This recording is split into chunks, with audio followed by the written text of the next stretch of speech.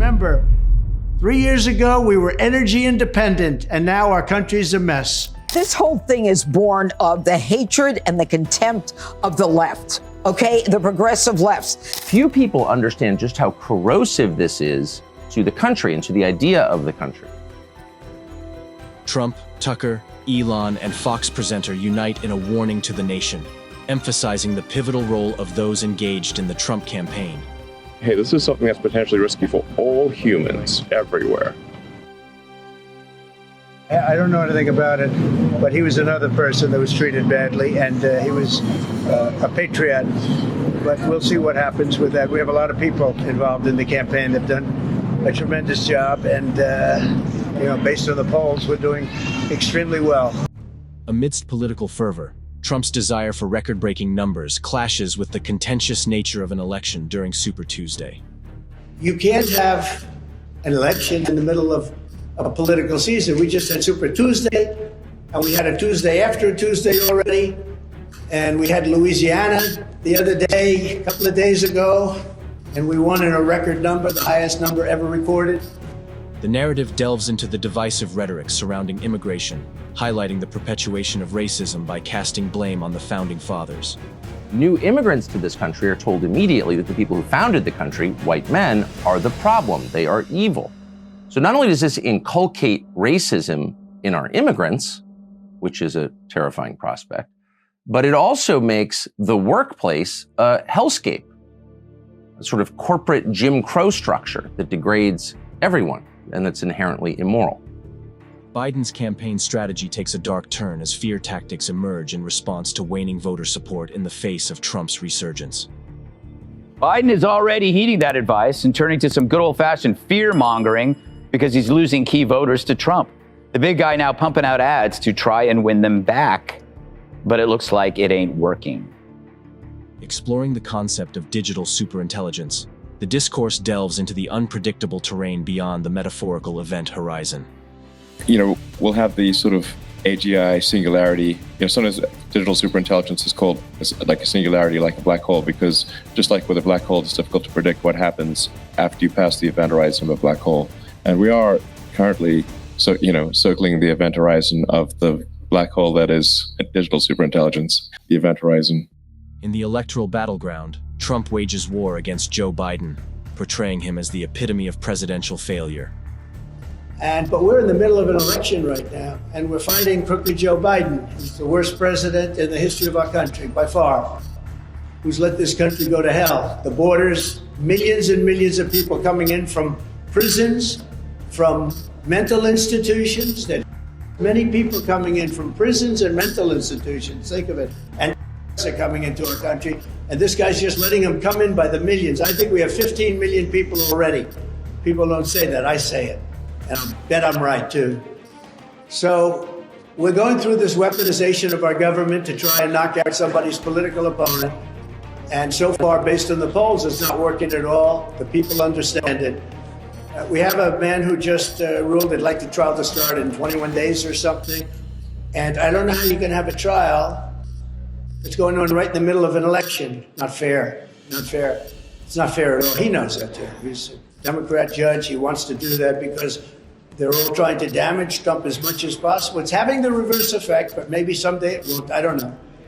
But it's having the reverse effect. It's a terrible, terrible precedent, a terrible thing to do.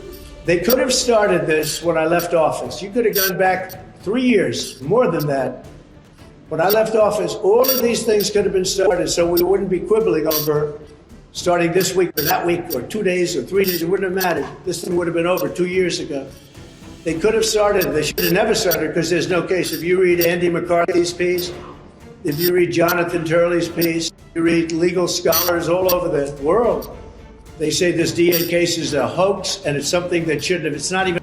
They said there's no. And there is no. The Democrats' boasts about the Biden-era stock market are met with skepticism, viewed as a mere facade masking underlying economic instability. And it's so funny, the Democrats have been bragging about Biden's stock market, and now they're like, oh, it's a ploy. The whole stock market's a ploy. And Joy Reid wants to investigate Trump, but not Nancy Pelosi.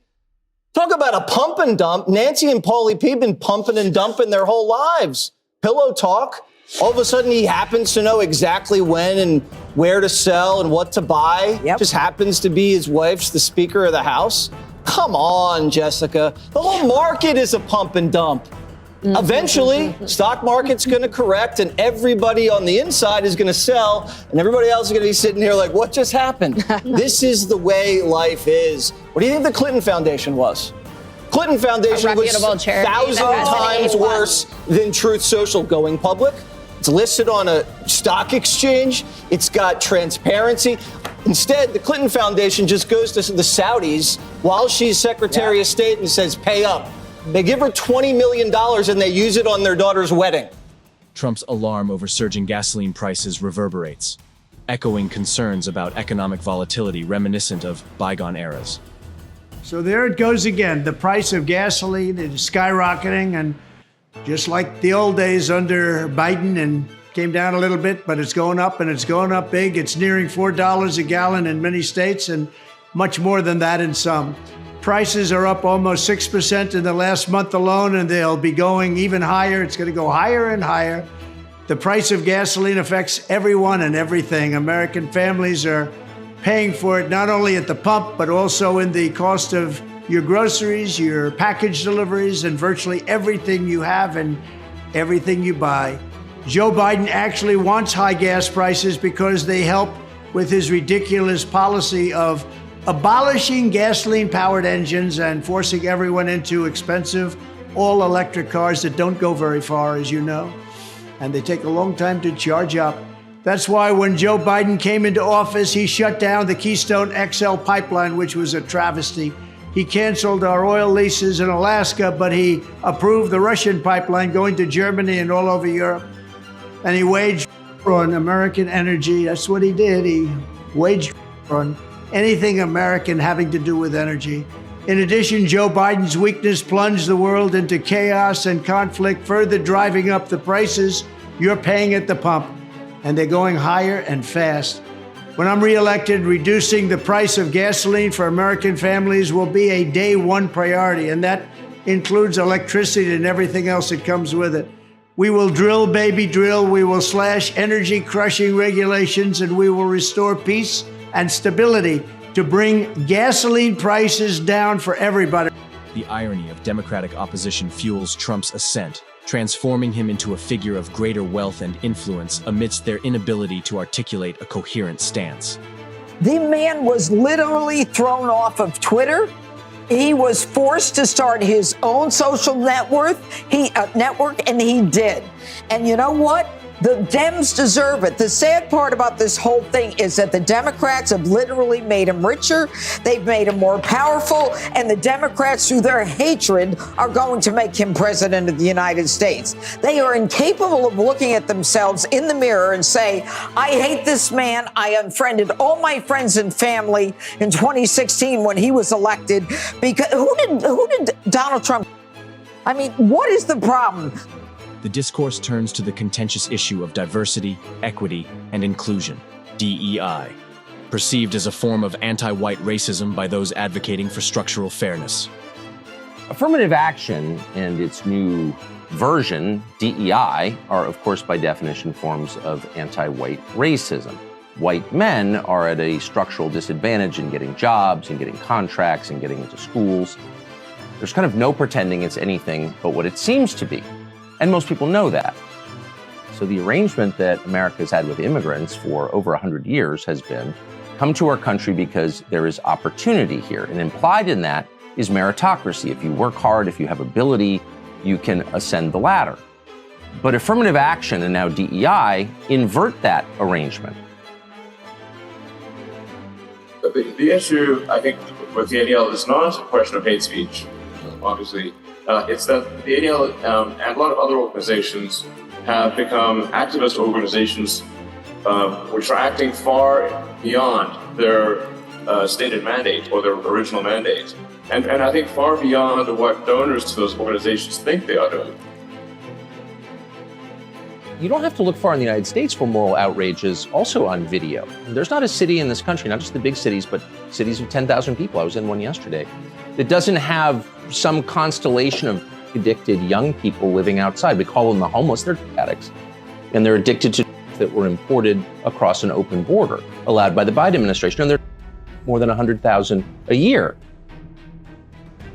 What does the majority of the country have in common with one another?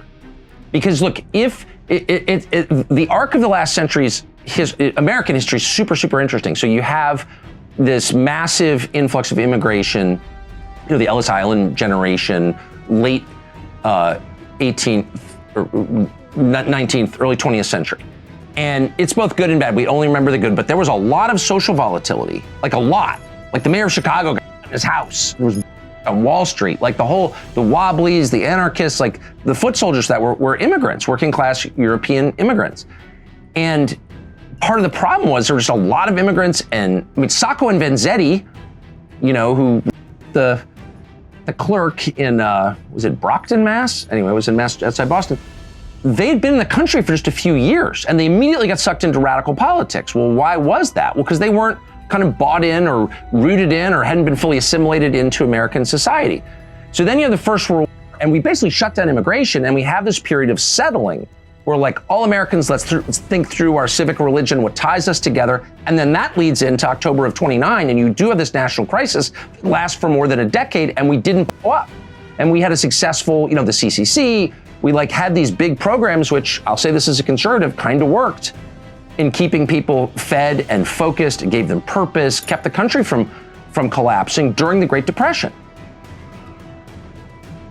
I think the key point was really that it's important for us. It's important for us to have a referee, just as you have a referee in a sports game, or all sports games, and that the games are better for it to ensure that the players obey the rules, play fairly. I think it is important for similar reasons to have a regulator, which you can think of as a referee, to ensure that companies take actions that are safe and in the interest of the general public. Did you tell them that AI is a double-edged sword? Yes. And what did you mean by that? Can you explain that? Well, what the metaphor? Yeah, I mean, well, if you have a sword with two sides, one side can get you, even though you're trying to get something with the other side. Right. When you're telling the senators that, though, that's how it works. What do you want them to take away from I think that? It's more important to make sure your hilt is also, you have a hilt, not a sharp thing. Yeah. Fair enough. What do you think how do you think they took the message that you brought to them? Well, I think it was very civilized discussion, actually, among some of the smartest people in the world. So I thought Senator Schumer did a great service to humanity here, along with support of the rest of the Senate. And I think I think something good will come of this. I think this meeting may go down in history as being very important for the future of civilization. Do you think some legislation is going to come out of this? Probably. I'm not sure what the time frame of that is, but yeah. The legislative process is not a swift one. Yeah, that's true. But I think things will go in the right direction generally. Senator Schumer, or Leader Schumer, did ask everyone to raise their hands in the room to see if they were in favor of AI regulation, and I believe almost everyone did. They have to close the borders. Our country is being overridden. This is an invasion. Our country is being invaded by people nobody even knows who they are, where they come from. Millions of people, I predict 15 million people within a short period of time, probably have 15 million people already. That's bigger than most states. And these people come from the wrong places. They're coming from very bad places. There's no checks, there's no balances. It's a disgrace. What's happening to our country is a disgrace. We have to close the border, let people come in, but they have to come in legally. We had the best economy ever just a short while ago, and we're going to have that again. We're going to have people come into our country, but they're going to come in legally, and we're going to get your energy costs down by numbers that nobody would have said even possible. We have some sections of this country that are paying the highest numbers in the history of our country and among the most expensive energy anywhere in the world, and yet we have more liquid gold, I call it, under our feet than any other nation. Just 3 years ago, we were energy independent, and now we're going around begging for energy. So we're not going to have that anymore. We're going to have a strong country. We're going to have a respected country. We have to win an election, and we should win it by a lot, because there's never been anybody worse at doing that job than Joe Biden. So we're not going to take time to celebrate. We'll celebrate in 8 months when the election is over. November 5th, I believe, will go down as the most important day in the history of our country. So start thinking about it. Start thinking about your vote, because this vote is going to be the most important vote you've ever cast. And again, for this evening and for last week and for all the weeks before, for the tremendous success we've had in this primary, I want to thank everybody. But much more importantly, we have to get to work to beat Joe Biden, the worst administration, the worst president in the history of our country.